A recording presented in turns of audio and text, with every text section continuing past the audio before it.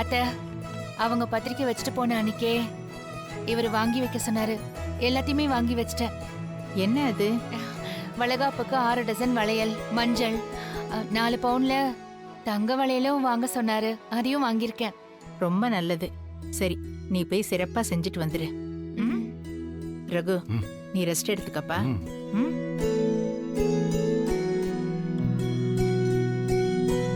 பார்த்து பத்திரமா போயிட்டு வா. சரிங்க. ஒரு நிமிஷங்க, இது வந்துடுறேன். அத்தை, சொல்லு ஜானகி. குலதெய்வ கோயில்ல சில நேர்த்திக்கடன்லாம் பண்ண வேண்டியிருக்குன்னு சொல்லியிருந்தேன்ல. என்ன பண்றது? இப்ப நீதான் வர முடியாதே. நான் மாயா கிட்ட எல்லாத்தையுமே தெளிவா சொல்லிடுறேன் அத்தை. நீங்களும் மாயாவும் சேர்ந்ததெல்லாம் பண்ணிடுங்க. சரி ஜானகி, உன்னோட இடத்துல இருந்து என்னென்ன பண்ண முடியுமோ அதெல்லாம் நான் பண்ணிடுறேன். நான் மறந்தா கூட மாயா விடமாட்டா. அதனால நீ கவலைப்படாத. செய்ய வேண்டியது எல்லாத்தையும் நாங்க முடிச்சிடுறோம். நீ பத்திரமா வளகாப்புக்கு போயிட்டு வந்துரு. சரிங்க அத்தை. அவருக்கும் இப்பதான் உடம்பு சரியா இருக்கு. கூடவே இருந்து பாத்துக்கணும்னு தான் தோணுது. இந்த நேரத்துல அவரை விட்டு போக கொஞ்சம் கஷ்டமா தான் இருக்கு. ஆனா வேற வழி இல்லையே, போய் தானே ஆகணும். சரி விடு, நாங்க தான் இத்தனை பேர் இருக்கோம்ல, நாங்க பாத்துக்கிறோம்.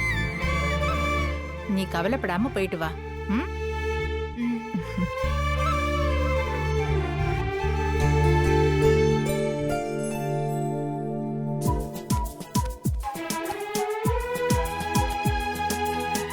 என்ன மாமா, துணிமணி எல்லாம் எடுத்து வச்சிட்டீங்களா? அப்புறம் பச்சை, மஞ்சள், சிவப்பு இது எல்லா கலர்ல இருக்கு. இந்த பாலிஸ்டர் சட்டை மட்டும் துவைச்சு போட்டுருந்தா அது இன்னும் காயல, அதனால எடுக்க முடியல மச்சான். சரி பரவாயில்ல விடுங்க, அதான் எல்லா கலரும் வச்சிருக்கீங்கல்ல. அப்ப வாங்க கிளம்புவோம். ஆமா, நீங்க எங்க போனீங்க? நான் இந்த காருக்கு பெட்ரோல் போட போயிருந்தேன். சரி, எங்க மத்தவங்க எல்லாம் கிளம்பிட்டாங்களா? நான் ரெடி தான் மச்சான். ஆனா மகளிர் அணி இன்னும் ரெடி ஆகலையே.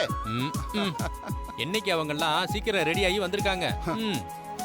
உங்க அக்கா தான் ராத்திரியில இருந்து கிளம்பிக்கிட்டே இருக்கா, இன்னும் கிளம்புற மாட்ட காணோம். ஏதாவது சும்மா குறை சொல்லிட்டே இருக்காதீங்க. நீங்க குளிச்சுட்டு அப்படியே ட்ரெஸ்ஸை மட்டும் மாத்திட்டு வந்து நின்னுடுறீங்க. நாங்க தான் ட்ரெஸ் எல்லாம் எடுத்து வச்சுட்டு வீட்ல இருக்கிற எல்லா வேலையும் முடிச்சுட்டு கிளம்பி வர வேண்டாமா?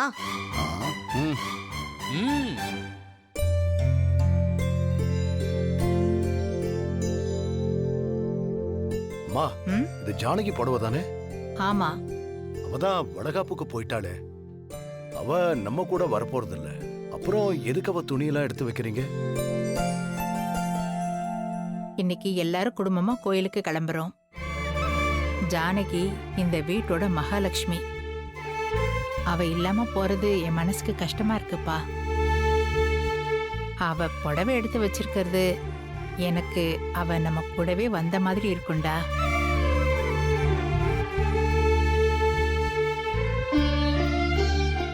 இதுவும் ஒரு வேண்டுதல் மாதிரி தான்ப்பா. குலதெய்வத்தோட அனுகிரகம் என் மருமகளுக்கும் கிடைக்கும். அதான் அவ புடவை எடுத்து வச்சிருக்கேன்.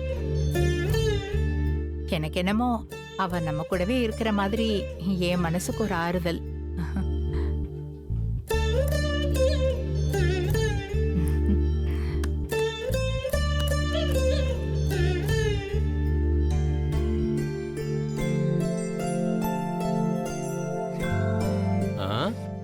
ஏய் பார்வதி, என்ன 2 பேக் எடுத்துட்டு வந்திருக்க? இதெல்லாம் யாரோட ட்ரெஸ்? நம்ம ட்ரெஸ் தான். ஒரு மாசமா கோயிலே இருக்க போற, இத்தனை ட்ரெஸ் எடுத்துட்டு வர? எல்லாம் கொஞ்சமா எடுத்தா போதும். இந்த மாதிரி தனித்தனி பேக்லாம் எடுத்துட்டு வர வேண்டாம். முடிஞ்ச அளவு எல்லா துணிகளையும் ஒன்னா சேர்த்து ஒரே பேக்ல எடுத்துட்டு வாங்க. அப்பதான் நம்ம போற கார்லயும் பின்னாடி இடம் இருக்கும். ஆமாமா, அப்ப எல்லா துணியும் முடிஞ்ச அளவுக்கு ஒரே பேக்ல மாத்தணும்ன்றீங்க. சரி, மாத்திடுவோம். பத்மா, இந்த பேக்ல இருக்கிற துணி எல்லாம் ஒரே பேக்ல வைங்க. எல்லாத்தையும் சேர்த்து ஒரே பேக்ல வைங்க. ஏய் ஓடி எல்லாத்தையும் ஒரே பேக்ல எடுத்துட்டு வா. போ, முடிஞ்ச பார்க்காத. நம்ம போய் மத்த வேலைய சரி வாங்க மாமா, நாம போவோம்.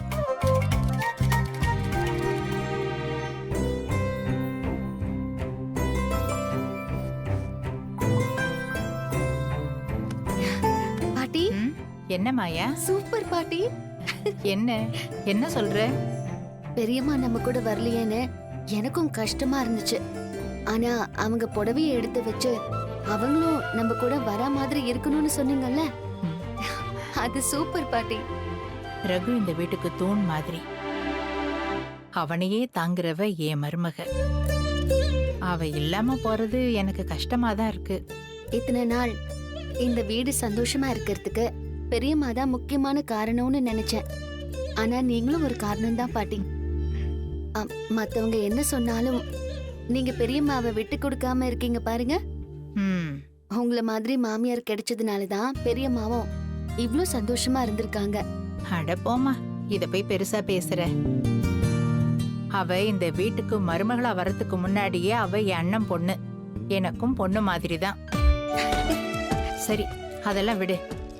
ஜானகி நேத்திக்கடனை பத்தி சொல்லியிருந்தால, அதெல்லாம் உனக்கு ஞாபகம் இருக்குல்ல? அது எப்படி பாட்டி நான் மறப்பேன்? ம். நான் மறந்தாலும் நீங்க மறக்க மாட்டீங்க. ம், எல்லாம் ஏற்பாடும் பண்ணியாச்சு. ம், பெரியம்மா வேண்டின மாதிரி நம்ம நேர்த்தி கடனை பண்ணிடலாம். ம். சரி, சீக்கிரமா போய் ரெடி ஆகு. சரி போ.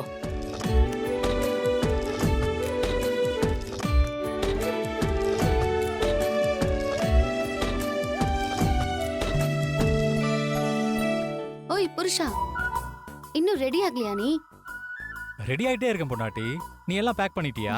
நேத்தே பேக் பண்ணிட்டேன். நீ தான் ரொம்ப லேட். ஒரு புருஷனுக்காக நீ தானே எல்லாத்தையும் பேக் பண்ணணும். அப்ப பொண்டாட்டிக்காக நீ பண்ணியா? ஏய், நீ கேட்கவே இல்ல. வேணும்னா சொல்லு, உனக்கு சேர்த்து நான் பேக் பண்ணிடுறேன். நான் ஆல்ரெடி பேக் பண்ணியாச்சு. 2-3 பேக் எல்லாம் எடுக்க வேண்டான்னு சித்தப்பா சொல்லிட்டு இருக்காரு. நம்ம 2 பேர் துணியும் ஒரே சூட்கேஸ்ல வச்சிடலாம். மாயா, இப்படி நம்ம Dress மட்டும் ஒன்னா சேர்ந்தா போதுமா? வேற என்ன செய்யணும்? ஆ. என்ன ஓகேவா? போடா bad boy. First night ready பண்ணப்போ நல்லா படுத்து தூங்கிட்டு இப்ப பேசுறான். நான் என்ன பண்றது? அந்த பாலை குடிச்சது நல்லா தூக்கம் வந்துருச்சு. வரும் வரும். சின்ன மாமா இருக்கீங்களா? இல்ல, ஃபாரின் போயிட்டான். ஏய், சும்மா இரு. வா சாரு.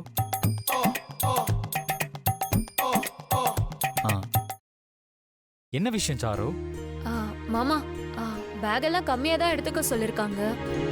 என் Dress வைக்க அத்தை பேக்ல இடம் இல்ல. அதனால அத்தை உங்க பேக்ல Dress-அ வச்சுக்க சொன்னாங்க. ஏன் சித்திக்கிட்ட கொடுக்க வேண்டியதானே? அவங்க பேக்லயும் ஸ்பேஸ் இல்லையா? நீங்க முடியலன்னா சொல்லுங்க, நான் Dress-அ கம்மியா எடுத்துக்கிறேன். சரி, கம்மியா எடுத்துக்கோ. மாயா, நம்ம பேக்ல தான் இடம் இருக்குல்ல. பாவம், அவ என்ன பண்ணுவா? ஏன் அவளுக்கு பேக்ல பார்த்து எடுத்து வச்சுக்க தெரியாதா? மாயா, அவ எப்படி பார்த்து வைக்க முடியும்? அவளுக்கு தான் கண்ணு தெரியாதே. இல்ல சீனு, நம்ம சாருவை டிஃபரெண்டா ட்ரீட் பண்ண கூடாது. எப்பவும் போலதான் இருக்கணும். அப்பதான் அவளுக்கு நார்மலா இருக்கும். அதுவும் இல்லாம மத்த சென்ஸ் நல்லா வேலை செய்யும். ஏய் ஃப்ராடு, அன்னைக்கு உன் முகத்துல குத்த வந்தப்போ மிஸ் ஆனல, இப்பவும் அதே மாதிரி குத்துனு வை, மிஸ் ஆக முடியாது. சீனு முன்னாடி உனக்கு கண்ணு தெரியாதுன்னு ப்ரூவ் பண்ண மூஞ்சில குத்து வாங்கணும். எப்படி வசதி? இல்ல மாயா, அது இல்ல. நான் அத்தைக்கிட்டே Dress-அ கொடுத்துக்கிறேன். மாயா, ஏன் அவ இப்படி போறா? அப்படின்னு அவகிட்ட சொன்ன. உண்மையை சொன்னேன். ஓஹோ, சரிங்க பாஷா பாய், டைம் ஆகுது. Dress எடுத்து வைங்க. வச்சுட்டு வரேன்.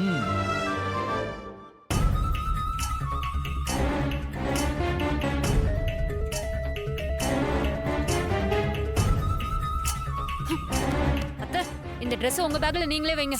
ஏய், சீனு பேக்ல தானே கொடுக்க சொன்னேன். இல்ல அத்தை, அவங்க பேக்ல இடம் இல்லையா. நீங்களே உங்க பேக்ல வச்சுக்கோங்க. ஓ சரி.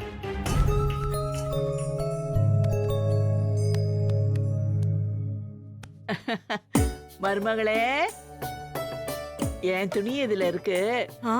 உன் பேக்ல வச்சுக்கோ. அத்தை, நீங்க வரும்போது ஒரு பை கொண்டு வந்தீங்களே, அதுலயே எடுத்து வச்சுக்கலாம்ல. அந்த பை கிழிச்சிருச்சுடி. நிறைய பை எடுக்க கூடாதுன்னு சிவராம சொல்லியிருக்கான்ல, அதான் அந்த பைய தூக்கி போட்டேன். இத பாரு, இந்த புடவைய உன் பேக்ல வை. புடி. இங்க பாரு, என் துணியெல்லாம் அடியில வச்சிடாத. உன் துணியெல்லாம் அடியில வச்சுட்டு அதுக்கு மேலதான் என் துணிய வைக்கணும். புரியுதா? ஏன்னா வயசுக்குன்னு ஒரு மரியாதை இருக்குல்ல, அதான். இவங்க தொல்லை தாங்க முடியாம தான் என் வீட்டுல வந்து இருக்கேன். என் வீட்டுல வந்து இருந்துட்டு என்னையும் அதிகாரம் பண்றது. ச்சே. என்னடி ரெடி ஆயிட்டியா? ஏங்க இங்க பாருங்க, உங்க அம்மா ரொம்ப ஓவரா பண்ணிட்டு இருக்காங்க சொல்லிட்டேன். ரொம்ப தான் அதிகாரம் பண்றாங்க. என்ன மாமியார்னா என்ன வேணாலும் செய்வாங்களா? ஆ? நான் வேணா அவங்கள கூப்பிடுறேன், நீ அவங்ககிட்டயே கேளு. ஐயோ ஏங்க ஏங்க சும்மா இருக்கீங்களா? ஏண்டி நீ என் மருமகளை அதிகாரம் பண்றல? உனக்கே இவ்வளவு மாமியார் திமிர் இருக்கும்போது ஏன் எங்க அம்மாவுக்கு இருக்க கூடாதா? முதல்ல கிளம்புற வழியை பாரு. சும்மா தோலை இழுத்து.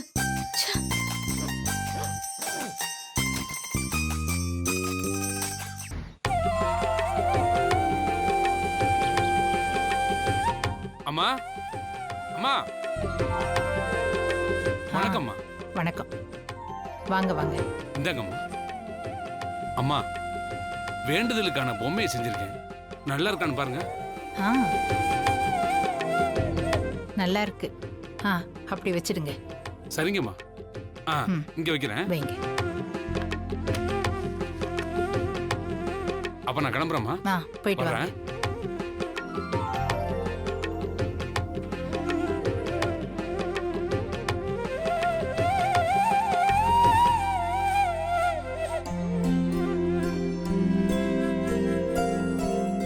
பாட்டி, இதுதான் பெரியம்மா நேர்த்தி கடனுக்காக வேண்டிக்கிட்ட ஒரு பொம்மையா? ம், ஆமாம்மா. நம்ம வீட்ல என்ன வேண்டுதல் இருக்கோ அதை உருவ பொம்மையா செஞ்சு குலதெய்வத்துக்கு வைக்கிறது வழக்கம். வீட்ல இருக்கிற எல்லா பிரச்சனையும் போகணும்னு சொல்லி ஜானகி இந்த உருவ பொம்மையை செய்ய சொல்லியிருக்கா. அது மட்டும் இல்ல, தனாவும் கதிரும் திரும்ப வரணும், ரகுவும் அவங்கள ஏத்துக்கணும்னு வேண்டியிருக்கா. இந்த வேண்டுதலெல்லாம் பண்ணியாவது அதெல்லாம் நடக்கணுமா? பாப்போம்.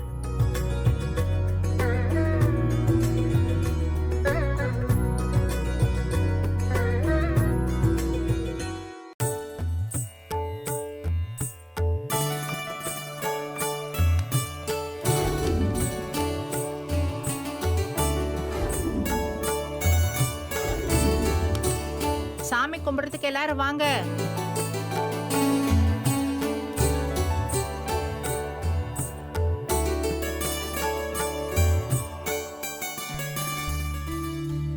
ரொம்ப நாளைக்கு அப்புறம் குலதெய்வம் கோயிலுக்கு வேண்டுதலுக்காக போறோம்.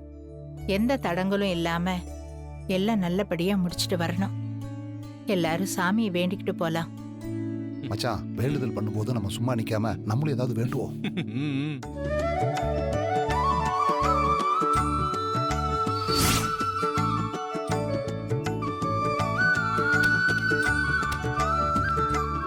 பாத்தீங்களா அண்ணி, ஜானகி அக்கா இல்லைன்னாலும் அவங்க வேண்டிக்கிட்ட நேர்த்தி கடனை பண்றதுக்கு இதெல்லாம் ரெடி பண்ணிருக்காங்க. இதுல உங்க அம்மாவும் இந்த மாயமும் தான் இன்சார்ஜ் போல.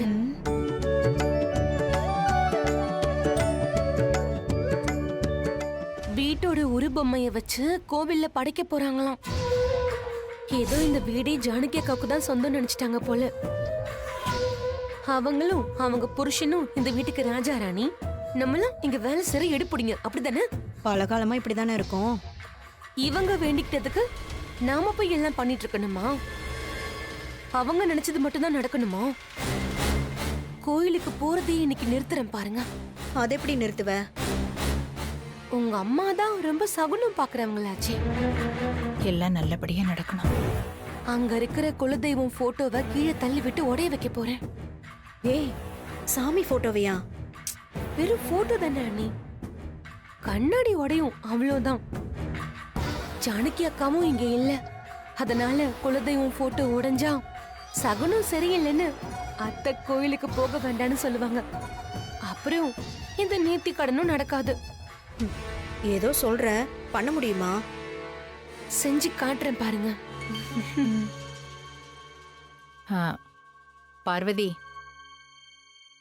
வந்து தீபாரதனை காட்டு. சரி போ.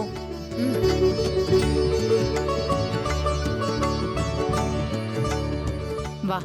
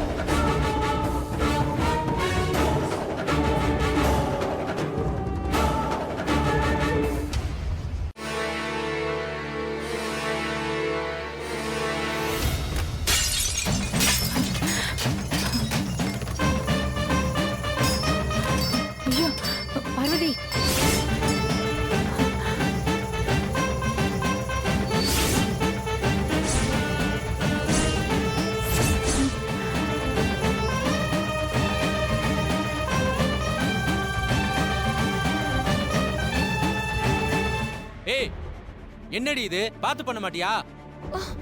என்னங்க நான் எப்பவும் போலதாங்க பண்ணேன். திடீர்னு போட்டோ சரிஞ்சு விழுந்துருச்சு. எந்த வேலையை நீ உருப்படியா செஞ்சிருக்க? அவளை ஏன்டா திட்டிட்டு இருக்க? நல்ல காரியத்துக்கு கிளம்பும் போது இப்படி குலதெய்வ போட்டோ விழுந்து உடைஞ்சிருச்சு. ஏதோ தப்பா இருக்கு. என்ன தப்பு? ஷோ அபசகுணமா இருக்குங்க. சாமி நம்ம கிட்ட ஏதோ சொல்ற மாதிரி இருக்கு. ஏண்டி சாமி பேசணும்னா போட்டோவை தள்ளி விட்டுட்டு தான் வந்து பேசுமா? சும்மா தேவையில்லாம பேசிட்டு இருக்காத. இல்ல மாப்பிள்ள, சாமி போட்டோ கீழே விழுந்து உடைஞ்சா அது நல்ல அறிகுறி இல்லைன்னு சொல்லுவாங்க. நாம நினைச்சதை செய்ய திரும்ப நமக்கு ஒரு வாய்ப்பு வந்திருக்கு கார்த்திக். என்ன சொல்றீங்க அத்தை?